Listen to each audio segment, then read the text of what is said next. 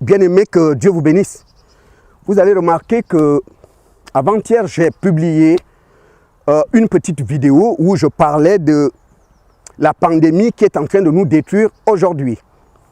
Et là-dedans, je disais que ce virus qui tue partout aujourd'hui est l'œuvre du diable, parce que si ça venait de Dieu, Dieu allait nous en parler à travers ses serviteurs, les prophètes. Comme la Bible le dit clairement dans le livre d'Amos au chapitre 3. Alors, il y a des frères qui m'ont contacté hier, 3, 4 ou 5 personnes qui me disaient, mais homme de Dieu, mais Dieu n'a plus besoin de revenir nous parler de ça, puisque Jésus a dit ces choses. Nous savons tous que ces choses doivent arriver. Pourquoi Jésus va revenir en parler? Parce que Dieu, une fois qu'il a dit, il a dit. Il n'a plus besoin de revenir en parler. J'ai parcouru la Bible hier pour regarder depuis l'Ancien Testament jusqu'à aujourd'hui, pour voir comment Dieu opère, parce qu'il est le même hier, aujourd'hui et éternellement. Je remarque que lorsque le déluge va frapper le monde, Dieu avant a averti Noé, et il a fait comprendre à Noé que c'est lui qui fait venir le déluge. Lorsque Sodome et Gomorrhe ont été détruites par le feu et le soufre, Dieu l'a fait connaître à l'autre pour que l'autre vide les lieux, pour qu'il quitte les lieux.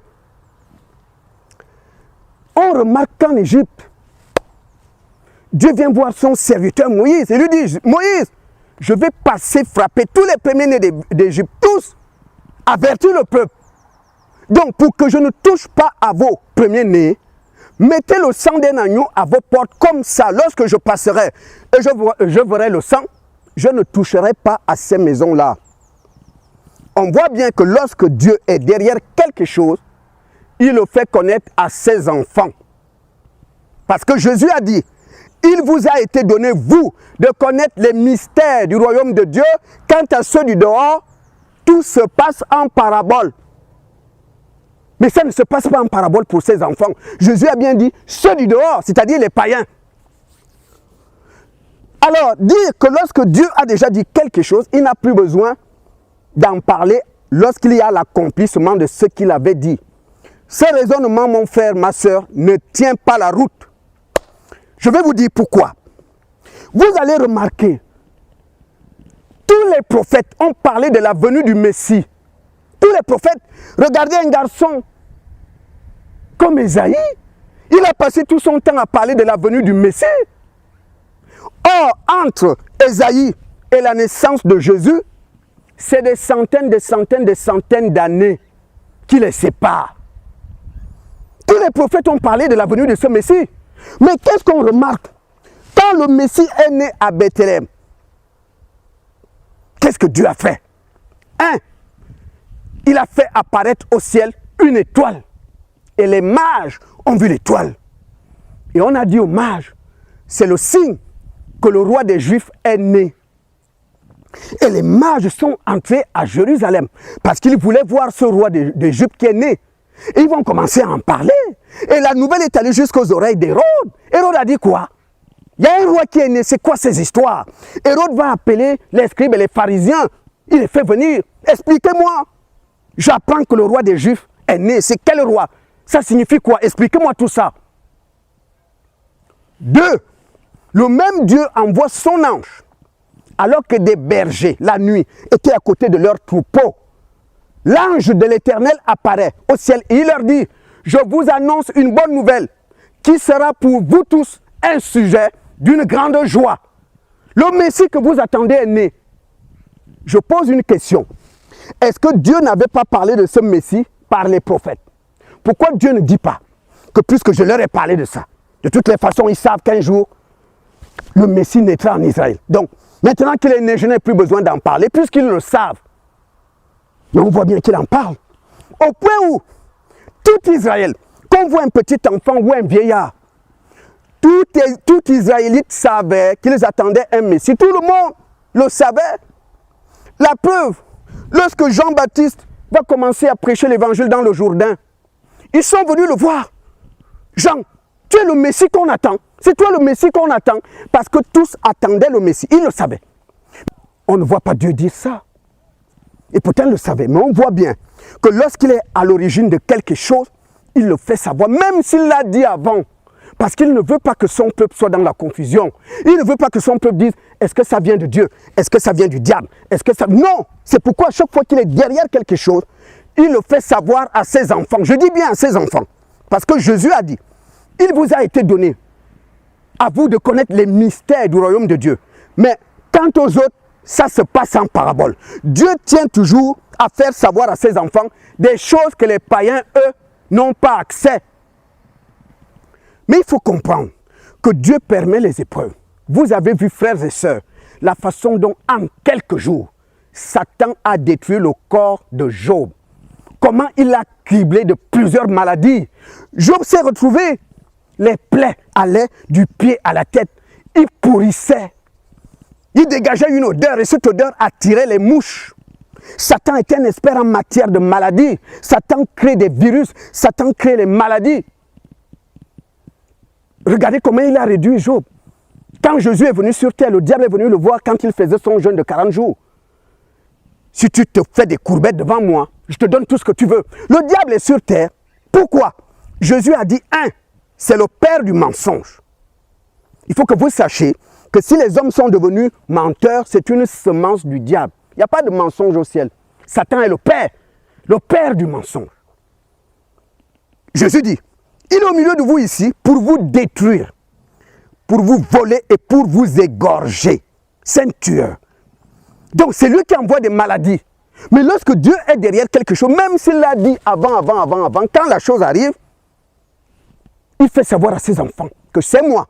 Mais pas à ceux du dehors, mais à ses enfants. Jésus dit, il vous a été donné, vous, de connaître les mystères du royaume de Dieu. Quant aux autres, c'est en parabole, afin qu'en entendant, ils ne comprennent rien. Afin qu'en voyant, ils ne voient rien. C'est Jésus qui le dit. C'est-à-dire que lorsqu'il est derrière quelque chose, il le fait savoir à ses enfants, pas aux païens. Que les choses soient claires. Donc, pourquoi Dieu permet l'épreuve? Dieu permet l'épreuve parce qu'il frappe pendant l'épreuve. Il permet. L'œuvre est l'œuvre du diable, mais Dieu permet. Quand Job est torturé par des maladies, Dieu a permis. Mais les maladies étaient jetées par le diable. C'est le même diable qui jette les maladies sur terre. Parce qu'il est là pour tuer. Il est là pour tuer. Regardez depuis que la pandémie est là. Où est la sagesse de ce monde? Où sont nos super médecins, nos agrégés de médecine? Ils sont tous aujourd'hui à terre. C'est le moment où Dieu parle à tout homme. Que votre petite tête là est limitée. Vous avez besoin d'un Dieu, j'existe.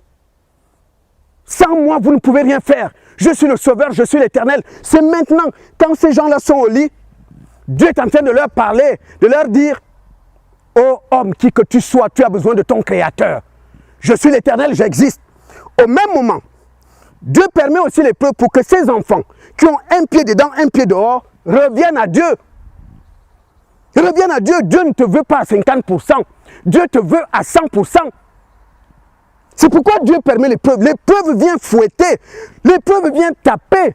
L'épreuve vient amène les orgueilleux à réfléchir, à comprendre. À tous ces athées, tous ces incrédules qui disent que Dieu n'existe pas. Quand Dieu permet l'épreuve, Dieu leur parle pendant l'épreuve afin qu'ils sachent qu'un Dieu existe. Et que leur technologie, leur science, leur tête, leur intelligence, tout ça est limité. Et que lorsque Goliath se présente, tous les hommes sont à terre. Ils ont besoin d'un sauveur. Ils ont besoin d'un libérateur. C'est pourquoi Dieu permet l'épreuve. Aujourd'hui, quand je suis l'information, tous les scientifiques sont à terre. Ils ne comprennent rien.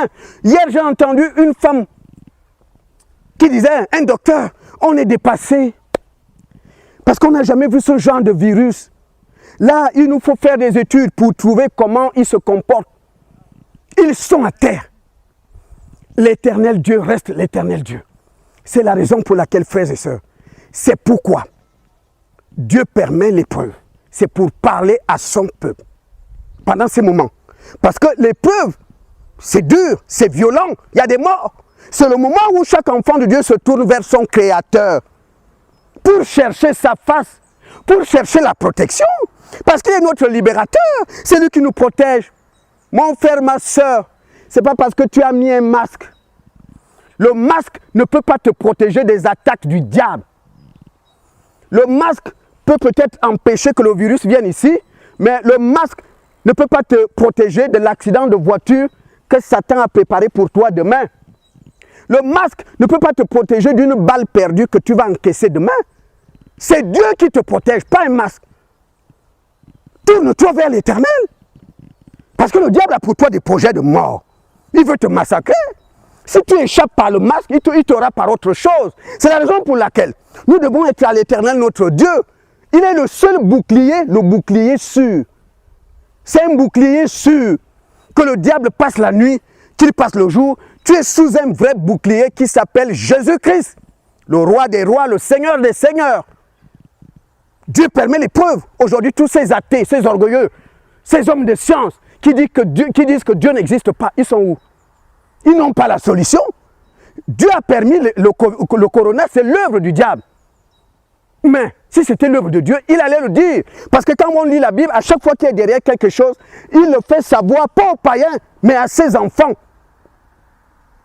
C'est ce que je tenais à vous dire. Que pendant ce corona, c'est le moment où nous devons aller par la prière. Dieu a permis, comme dans le cas de Job, il n'est pas derrière ça. Mais nous devons profiter de ces moments pour se tourner à lui. Toi qui avais un pied là-bas, Dieu te parle pendant ces moments. C'est un Dieu de miséricorde, il te protège. Même si tu as un pied là-bas, mais la patience de Dieu a des limites. Tu ne vas pas continuer à jouer ce petit jeu-là longtemps. La patience de Dieu a des limites. Lorsque Dieu a dit à l'autre, sors de Sodome et Gomorrhe, il a détruit. Lorsqu'il a dit à Noé, construis l'arche, Noé n'arrêtait pas d'avertir les gens. Mais Dieu a des limites. Et quand le temps arrive, il agit. Dieu te parle pendant ces moments. Mon enfant, toi qui as un pied là-bas, viens à moi. Je ne te veux pas à 50%. Je te veux à 100%. En même temps, il s'adresse aux athées qui se confient à la science, qui disent Dieu n'existe pas. Que vous dites que Dieu n'existe pas. Voilà, vous vous confiez à votre science, à votre technologie. Voilà, il y a des événements où votre science et technologie est à terre, où il ne peut absolument rien. Bien-aimés, c'est ce que je tenais à vous dire. Je crois que j'ai été clair. Que Dieu vous bénisse, frères et sœurs. Que toute la gloire revienne à Dieu. Je vous bénis au nom de Jésus et j'espère que pendant ces moments de confinement, nous avons eu le temps chacun à aller vers le Père. Il a permis la pandémie, mais la pandémie est l'œuvre du diable. Si c'était de Dieu, le Père allait le révéler à ses enfants. Parce qu'il l'a dit dans Amos chapitre 3. Et Jésus lui-même a dit, il vous a été donné, vous, de connaître les mystères du royaume de Dieu. Quant aux païens, ceux du dehors, ça se passe en parabole. Afin qu'en voyant, ils ne voient rien. En entendant, ils ne comprennent rien. Et c'est ce qui se passe aujourd'hui. Ils sont complètement à terre. Eux qui se confient à la science, à leur intelligence, ils sont tous aujourd'hui à terre. Bien-aimés, que Dieu vous bénisse.